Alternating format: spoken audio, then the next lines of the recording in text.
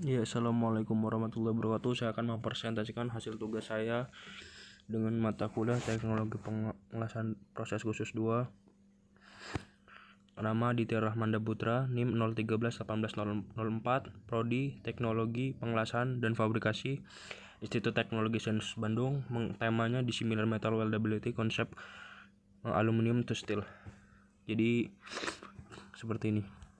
Yang pertama itu isinya itu ada introduction, pembahasan, kesimpulan, dan daftar pustaka.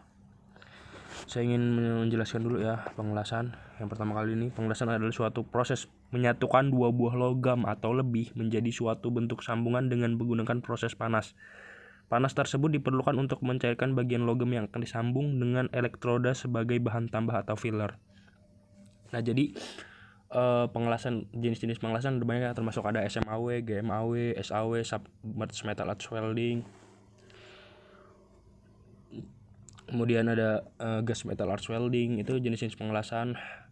Yang membedakan di sini dari setiap pengelasan itu mungkin dari proses ngelasnya itu beda, dan juga jenis filler yang dipakai juga pasti berbeda-beda setiap jenis pengelasan. Seperti itu. Jadi tapi intinya pengelasan itu menyambungkan dua buah logam dengan cara mencairkan logam tersebut sampai menyatu. Itulah pengelasan. Lanjut ya. Kemudian masuk ke definisi aluminium. Aluminium ialah unsur kimia, lambang aluminium ialah Al, dan nomor atomnya 13. Aluminium ialah logam paling berlimpah. Aluminium bukan merupakan jenis logam berat, tetapi merupakan elemen yang berjumlah sekitar 8% dari permukaan bumi. Dan paling berlimpah ketiga, aluminium terdapat dalam penggunaan aditif makanan, antasida, buffer aspirin, asrigens, semprot hidung, antiperspiran, air minum, knalpot mobil, asap tembakau, penggunaan aluminium foil, peralatan masak, kaleng, keramik, dan kembang api. Aluminium merupakan konduktor listrik yang baik. Nah, di samping kegunaan yang banyak, dia juga merupakan konduktor listrik yang baik. Aluminium ini ringan dan kuat. Merupakan konduktor yang baik juga buat panas. Dapat ditimpang menjadi lembaran, ditarik menjadi kawat, dan diekstrusi menjadi batangan dengan bermacam-macam penampang, dan tahan korosi. Kemudian aluminium digunakan dalam banyak hal. Kebanyakan darinya digunakan dalam kabel bertegangan tinggi, juga secara luas digunakan dalam bingkai jendela dan badan pesawat terbang. Ini spesifikasi aluminium yang saya dapat dari Wikipedia. Kita dapat melihat di sini titik leburas 933,47 Kelvin atau 660 derajat Celcius. Jadi pengelasan yang dipakai juga untuk mengelas aluminium ini tidak sembarangan ya. Nggak bisa menggunakan SMAW karena ada bahan pasivasi, ada bahan pelindungnya. Jadi kalau kita asal mengelas, bisa-bisa kita menghilangkan pelapisan aluminium itu, lapisan aluminium. Namun setelah itu hilang, itu kan sangat tinggi titik cairnya. Nah, aluminium akan melebur seperti cair, karena kan SMAW itu titik cairnya sangat tinggi ya untuk pengelasan. Nah, jadi tidak sembarangan. Biasanya kita menggunakan GTAW, atau gas tungsten arc welding, atau kita sering sebut bahasa bengkelnya gas argon. Pengelasan argon untuk pengelasan aluminium ini. Kepadatannya 2,70 gram per cm kubik.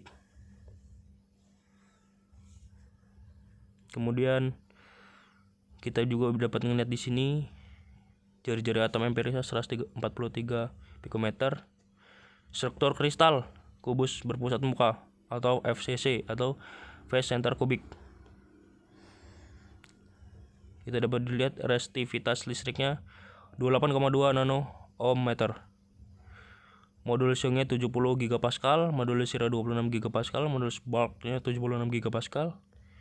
Rasio posisional 0,35. Lanjut. Nah, di sini saya akan menjelaskan definisi dari baja yang saya dapat dari Wikipedia. Baja adalah logam paduan, logam besi yang berfungsi sebagai unsur dasar dicampur dengan beberapa elemen lainnya, termasuk unsur karbon. Besi dapat terbentuk menjadi dua bentuk kristal, yaitu BCC atau body center cubic dan FCC phase center cubic, tergantung dari temperatur ketika ditempa. Dalam susunan bentuk BCC ada atom besi di tengah-tengah kubus atom, dan susunan FCC memiliki atom besi di setiap sisi pada 6 sisi kubus atom.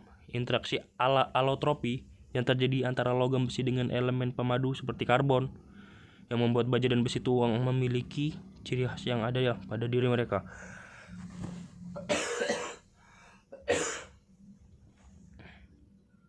Kandungan unsur dalam baja berkisar sekitar 0,2% hingga 2,1% dari berat keseluruhan baja tersebut sesuai grade-nya. Elemen berikut ini selalu ada dalam baja. Nih, ada karbon, mangan, fosfor, sulfur, silikon, dan sebagian kecil oksigen, nitrogen, dan aluminium. Nah, jadi unsur-unsur paduan yang ada dalam baja itu yang pasti memiliki sifat-sifat yang berbeda-beda. Ada dia yang memiliki keunggulan dan juga ada yang minus. Tergantung dari kita membentuknya dalam diagram fasa. Misalnya, sifat karbon, semakin tinggi karbon maka akan semakin ngetas. Namun, semakin rendah karbon juga akan membuat kekuatan menurun dan kekuatannya meninggi. Jadi, kita dalam menyusun komposisi karbon ini harus melalui pertimbangan. Jangan asal-asal jangan asal dalam membuat komposisinya gitu. Dan keperluan kita juga untuk apa? Semisal kita memerlukan baja yang kuat, kita harus menambahkan beberapa unsur tambahan. Misalnya kita mau buat baja tahan karat, kita harus menambahkan kromium yang berkisar di atas 13% gitu. Kemudian saya lanjutkan lagi. Selain itu ada elemen lain yang ditambahkan untuk membedakan karakteristik antara beberapa jenis baja, di antaranya mangan, nikel, krom, molybdenum, boron, titanium, vanadium, dan niobium. Dengan memvariasikan kandungan karbon dan unsur paduan lainnya, berbagai jenis kualitas baja bisa didapatkan. Fungsi karbon dalam baja adalah sebagai unsur pengeras dengan mencegah dislokasi bergeser pada kisi kristal dari atom penyusun besi.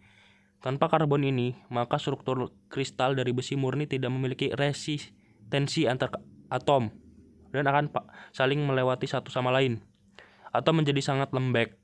Baja karbon ini dikenal sebagai baja hitam karena berwarna hitam. Banyak digunakan untuk peralatan pertanian, misalnya sabit dan cangkul. Lanjut. Nah, ini saya mendapat sumber dari Amon dan kawan-kawan 1996. Jenis baja BJ34.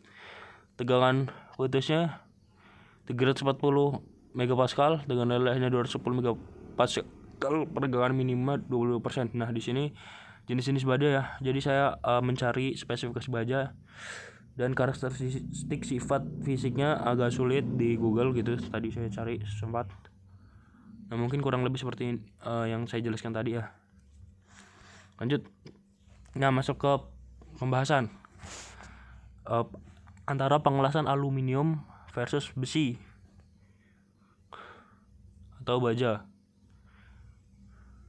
Nah, di sini aluminium versus baja ya kita pembahasannya sebenarnya.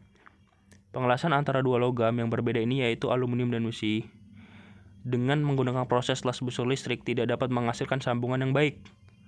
Ini disebabkan oleh beberapa faktor sebagai berikut. Perbedaan titik lebur yang terlalu besar antara besi dan aluminium. Perbedaan ini diperburuk lagi oleh perbedaan pada spesifik heat, suhu fusi, konduktivitas termalnya, dan lain-lain.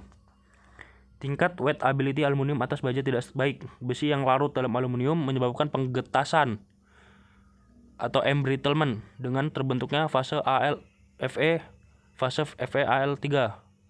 Demikian pula dengan AlNi, nikel, menghasilkan fasa antar metal dengan sifat yang kurang baik. Oleh karena itu, pengelasan dua metal berbeda ini menggunakan keping antara intermediate pitch antara yang terdiri dari dua jenis material, bimetal, bahkan kadang-kadang tiga metal, trimetal, yang disebut insert, dan diletakkan antara aluminium dan paduan nikel atau paduan Fe. Nah, atau gambarnya dapat dilihat atas ya. Aluminium, Al bronze, baru besi. Jadi ada pemisahnya. Pengelasan kemudian dilaksanakan dengan menggunakan bahan las yang sesuai dengan kombinasi material yang telah ditentukan. Untuk pengelasan besi dengan Al bronze dilakukan pelapisan buttering di sebelah sisi besi dengan bahan las pengisi Al bronze ERCUAL strip A1 dengan proses GTAW. Kemudian dilas kembali dengan material insert Al bronze dengan menggunakan bahan las pengisi LAL silikon 12. Bahan las pengisi di sini dimaksud elektroda dengan proses SMAW. Begitu pula ketika menyambung AL dengan AL bronze dengan bahan las pengisi ELAL SI12. Jadi tidak sembarangan ya. Nah, ini dapat dilihat. Di sini ada kita ngeliat dari sisi kiri dulu aluminium. Yaitu ada elektroda aluminium silikon 12, AL bronze. Kemudian dilas lagi menggunakan bahan pengisinya ELAL SI12. Kemudian ada buttering. Nah, di sini antara besi dengan elektroda ini dibutuhkan buttering dengan komposisi ERCUAL strip A1 baru besi. Jadi seperti ini ya gambaran ketika kita ingin mengelas aluminium dan besi di similar metal. Jadi kesimpulannya yang bisa saya ambil di sini adalah pengelasan aluminium dengan baja itu bisa, namun ada syarat-syarat khusus ya. Tadi jenis elektroda, kemudian ada buttering. Karena apabila dipaksa aluminium dan baja menyatu dengan pengelasan itu hasilnya sangat tidak baik. Karena komposisi kadar komposisi titik cair juga yang terlalu terpaut jauh antara baja dan aluminium itu yang menjadikan sulit untuk dilas. Kemudian ketika aluminium bergabung dengan baja itu akan menghasilkan sifat getas yang sangat tinggi yang telah disebutkan tadi, yaitu embrittlement. Nah, jadi bukan tidak mungkin segala sesuatu di dunia ini untuk disambungkan dengan logam yang berbeda. Bisa saja, namun ada persyaratan-persyaratan khususnya. Tidak asal sambung. Ada teori-teori yang telah mencoba itu dan dituliskan pada suatu buku. Nah, kita juga memiliki acuan. Beberapa acuan seperti pada buku pengelasan.com itu juga bisa menjadi patokan untuk kita belajar terus menerus gitu. Nggak cuman berpikiran ini bisa disambung gitu. Segala sesuatu bisa disambung, tapi hasilnya tidak sebaik dari teori yang telah diterapkan pada buku gitu. Jadi segitu aja dari saya pribadi. Mohon maaf apabila ada kesalahan. Ini daftar pustakanya dari WordPress pengelasan.com, Wikipedia dan pengelasan.com. Apabila ada kesalahan saya mohon maaf. Ketika ada pertanyaan tolong dituliskan di kolom komentar, nanti akan saya jawab. Karena juga saya keterbatasan ilmu ya. Itu aja yang bisa saya sampaikan. Terima kasih. Wassalamualaikum warahmatullahi wabarakatuh.